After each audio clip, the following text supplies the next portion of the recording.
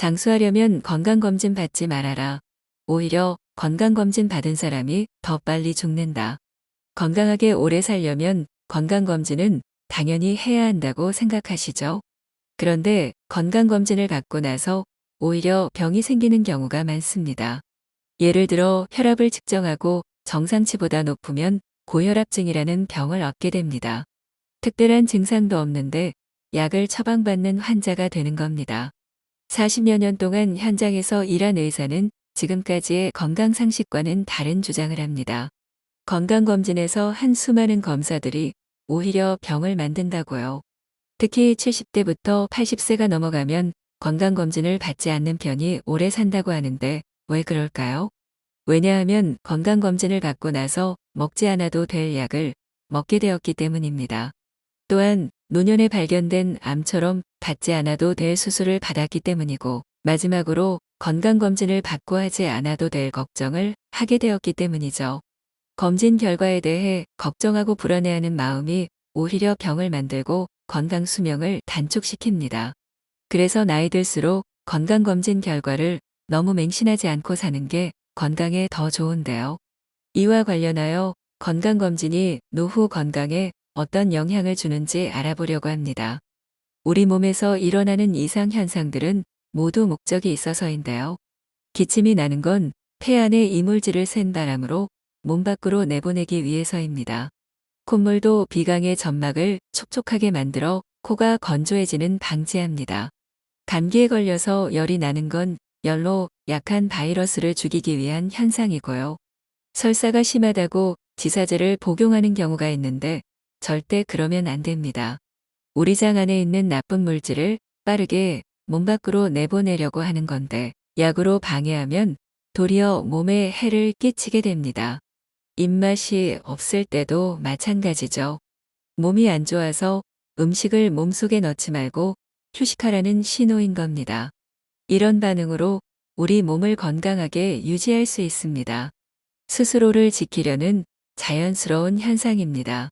건강검진 자체가 잘못된 것은 아니지만 건강검진으로 인해 생명을 구했다는 예는 그리 많지 않습니다. 암진단, 심전도 검사, 신장검사, 간검사, 콜레스테롤 수치, 골밀도 수치 등이 그렇죠. 소변 검사나 엑스레이도 마찬가지고요. 조기 발견이나 조기 치료는 실제로 존재하지 않습니다. 심전도 검사도 이상을 발견하기는 하지만 조기에 발견했다고 해서 목숨을 건진 예는 거의 없습니다. 체중을 재는 건 좋다는 예가 꽤 많은데요. 비만일 경우 운동으로 몸무게를 줄이면 혈압, 당뇨병, 간 기능 등이 크게 개선되었기 때문입니다. 건강검진 중에서 암 진단은 받지 않는 편이 좋습니다. 80세가 넘으면 누구나 몸속에 암을 가지고 있습니다. 이 사실을 모르고 사는 사람도 많고 생전에 발견하지 못한 경우도 많습니다. 건강검진에서 암이 발견된 두 사례를 들어보겠습니다. 사례를 통해 노년에 받는 암 수술에 대해 생각해 보시기 바랍니다. 첫 번째 사례는 원인을 알 수 없는 복통으로 장 엑스레이 검사를 받은 70세 여성의 경우입니다. 대장암이 발견되었는데 아직 장폐색을 일으킬 정도는 아니었습니다. 병원에서 대장 절제술을 받았는데 나중에 간까지 암이 전이되어서 항암 치료를 받았습니다. 수술 후 반년이 지나자 배에 물이 차기 시작했는데 배가 심하게 아파 힘들어했고 항암 치료로 많이 괴로워했습니다.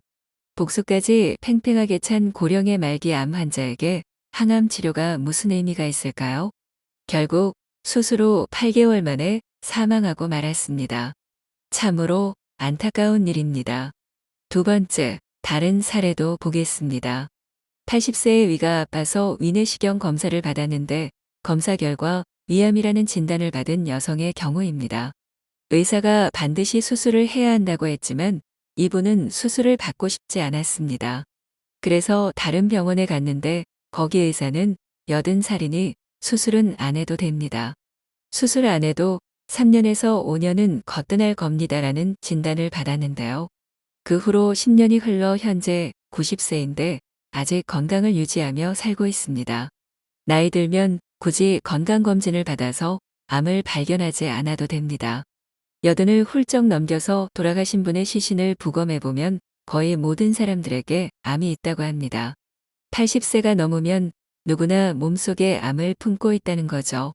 굳이 건강진단을 받아서 미리 발견할 필요가 있을까요? 그러니 건강하고 오래 살려고 억지로 참지 않아도 됩니다. 혹시 이런 걸 참고 있나요? 1. 사실 먹고 싶지만 건강에 나쁘니까 참는다. 2. 해보고 싶은 일이 있지만 이 나이에 하며 참는다. 3. 몸을 움직이기 힘든데도 무리해서 운동한다. 4. 효과를 못 느끼면서도 오래 살려고 계속 약을 먹는다. 5. 좋아하는 담배나 술은 건강에 해로우니까 절제한다. 이러한 것들은 80세가 넘었다면 참을 필요도 없습니다. 너무 애쓰지 마시고 즐기며 살아도 됩니다. 많은 사람들이 암에 대한 공포를 지니고 암에 걸리지 않기 위해 필사적으로 노력하는데요. 그냥 나이가 들면 자연스럽게 다가오는 현상으로 받아들이는 것이 좋겠죠. 혈압이나 혈당 수치를 낮추기 위해 약을 복용하면 몸을 나른하게 하고 면역력도 낮춰버립니다. 오랫동안 이런 약을 복용하는 건 건강하게 오래 사는 데 결코 좋지 않습니다. 당뇨병은 혈당치보다 당화혈색소 수치가 기준이 되는데요. 당화혈색소 정상 수치인 5.8 이하면 혈당치가 조금 높게 나와도 걱정할 필요가 없습니다. 그렇다면 당화혈색소 수치가 얼마일 때 치료를 해야 할까요? 일반적으로 6 후반이면 혈당을 낮추는 약을 처방받는데요. 증상이 가벼운 당뇨병은 치료를 받은 사람과 그렇지 않은 사람 사이에 수명의 차이가 없다고 합니다. 평소에 가능한 걸어 다니고 과식하지 않는 게 더 좋습니다.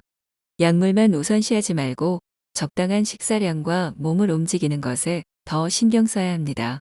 노년에는 혈압이 정상 기준치보다 대부분 높은데요. 혈압을 올리지 않으면 생명을 유지할 수 없는 일이 생겨서 혈압이 올라간 겁니다. 우리 몸이 스스로를 지키려는 반응인 거죠. 그런데 이 기준치에 맞추려고 혈압약을 먹게 되면 오히려 머리도 띵하며 활력이 떨어집니다. 혈압약을 오랜 세월 복용했을 경우 어떤 부작용이 생길지 모르는데 말이죠. 약이나 의사에게 의존하지 말고 먼저 생활 태도나 마음을 긍정적으로 바꾸기를 추천합니다. 스트레스야말로 고혈압의 가장 큰 원인입니다. 부정적인 생각에서 벗어나 모든 것을 긍정적으로 생각하세요. 많이 웃고 감사해하면서 살면 혈압은 내려갑니다. 혈압약을 먹지 말라는 말이 아닙니다. 약만이 유일한 치료가 아니라는 겁니다. 최근 연구에 의하면 혈압약을 먹으면 뇌경색이 발생할 확률이 2배 더 높아진다고 합니다. 왜냐하면 높은 혈압으로 뇌의 혈류를 유지하는데 약으로 무리하게 내리면 혈액 흐름이 정체되고 막혀버리기 때문입니다. 가능한 70대 이후에는 약물에 의존하지 않고 사는 게 건강한 70대, 80대로 살 수 있습니다.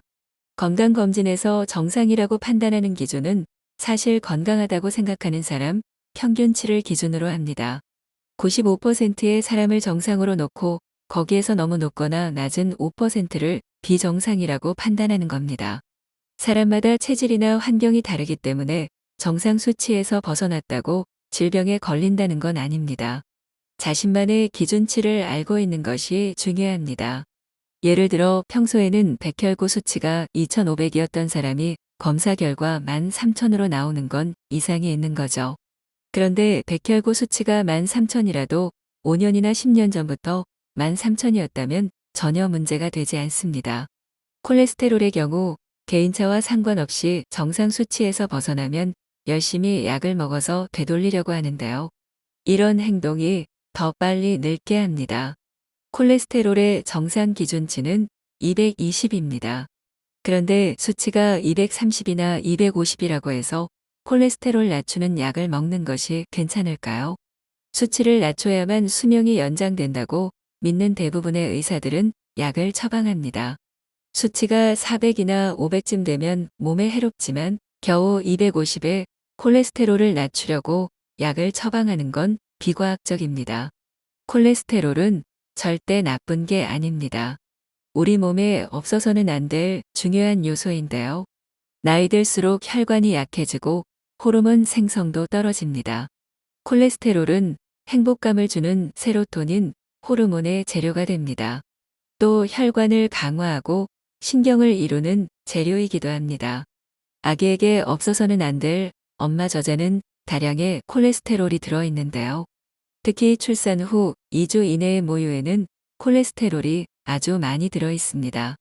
아기의 뇌신경을 활성화하는 데 필요한 물질이기 때문입니다. 70대 이후에는 콜레스테롤 수치에 민감하지 않아도 됩니다. 콜레스테롤이 줄어들면 남성 호르몬도 줄어들어 무기력감이 들고 우울증 위험도 높아집니다. 콜레스테롤을 조절하려는 이유는 사실 심근경색이나 뇌경색을 예방하기 위한 건데요. 수치가 높으면 가능성이 높다는 거지 모든 사람이 병에 다 걸리는 건 아닙니다. 뇌경색은 오히려 콜레스테롤이 낮은 사람에게서 일어났습니다. 낮은 콜레스테롤은 혈관을 무르게 하기 때문인데요. 콜레스테롤이 낮다고 좋은 게 아닙니다. 수치가 기준치보다 약간 높은 250 정도인 사람이 가장 오래 산다는 데이터도 있습니다. 콜레스테롤은 식사를 조절하거나 운동을 한다고 해서 떨어지지 않습니다. 과학적 근거의 데이터는 어디에도 없습니다. 산책 정도로는 콜레스테롤을 낮출 수 없습니다. 그렇다고 조깅으로 강도를 세게 해도 소용없는 일입니다. 운동 자체는 중요하지만 운동한다고 콜레스테롤 수치가 낮아진다는 과학적인 근거가 없다는 말입니다. 무엇보다 콜레스테롤 수치에 신경을 끄는 것이 상책입니다. 콜레스테롤 걱정은 그만두고 먹고 싶은 것을 먹는 게 차라리 낫습니다. 물론 높은 콜레스테롤 수치가 좋다는 말은 아닙니다. 높은 콜레스테롤 수치라도 그것을 약으로 낮추어서는 안 된다는 겁니다. 게다가 콜레스테롤 수치를 낮추는 약은 대부분 비쌉니다.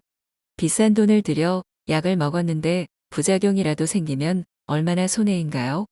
나이 들면 콜레스테롤에 신경 쓰지 않아도 되고 검사도 받을 필요 없습니다. 돈을 써서 이런 검사를 했다고 해서 더 건강해지는 것도 아니고 수명이 더 늘어나는 것도 아닙니다. 콜레스테롤 검사뿐만 아니라 동맥경화 검사도 마찬가지입니다. 이 검사를 받으면 자신의 노화 정도를 알 수 있는데요. 그런 걸 안다고 뭐가 달라질까요? 흰머리를 검은 머리로 되돌릴 수 없는 것처럼 노화는 약이나 식사에 아무리 신경을 쓴다고 해도 피할 수 없습니다. 검사를 받아서 걱정하는 것보다 긍정적으로 생각하며 사는 게 장수에 더 좋습니다. 건강이란 것에 대해 3가지를 생각해 보셨으면 좋겠습니다. 첫째, 인간은 누구나 나이를 먹는다는 점입니다. 나이를 먹고 죽는다는 사실을 마음속에서 떨쳐내지 않으면 건강에 집착하게 됩니다. 건강검진병에 걸리는 거죠. 아등바등 무슨 수단을 쓰든 나이 먹고 늙어갑니다. 피부는 윤기를 잃고 머리카락은 백발이 되어 빠지죠. 눈도 침침해지고 귀도 잘 안 들립니다. 뇌도 크기가 줄어들고 혈관도 뻣뻣해집니다. 체력이 떨어지고 숨도 가빠집니다. 이렇게 늙어가는 것은 자연스러운 현상입니다.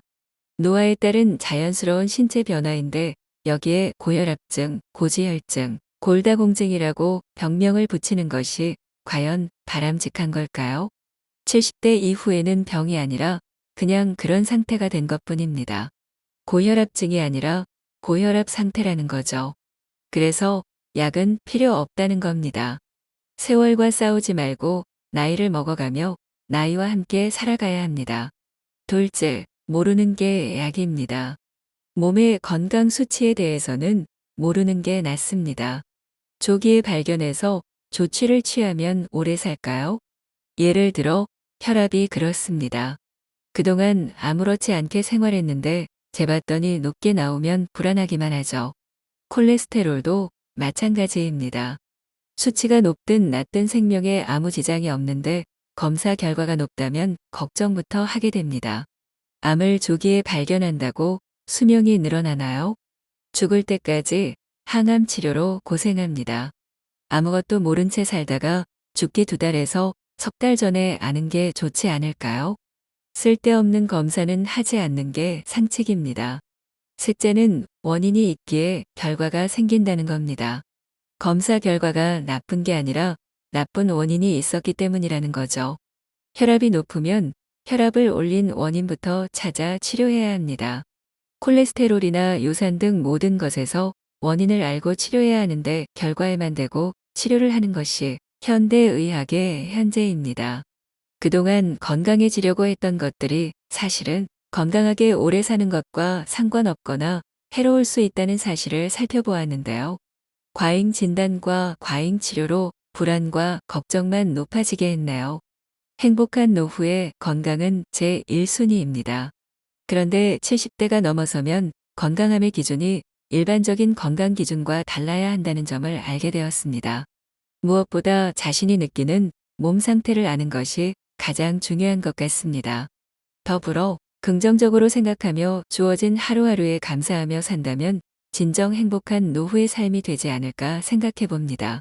오늘 영상이 여러분의 황금 인생에 도움이 되었기를 진심으로 바랍니다. 여러분의 젊은 시니어를 응원합니다. 영상을 공유하여 많은 분들께 알려주세요. 구독과 좋아요 해주시면 다음 영상도 빠르게 만나 보실 수 있습니다. 오늘도 책숲과 함께 끝까지 해주셔서 정말 감사합니다.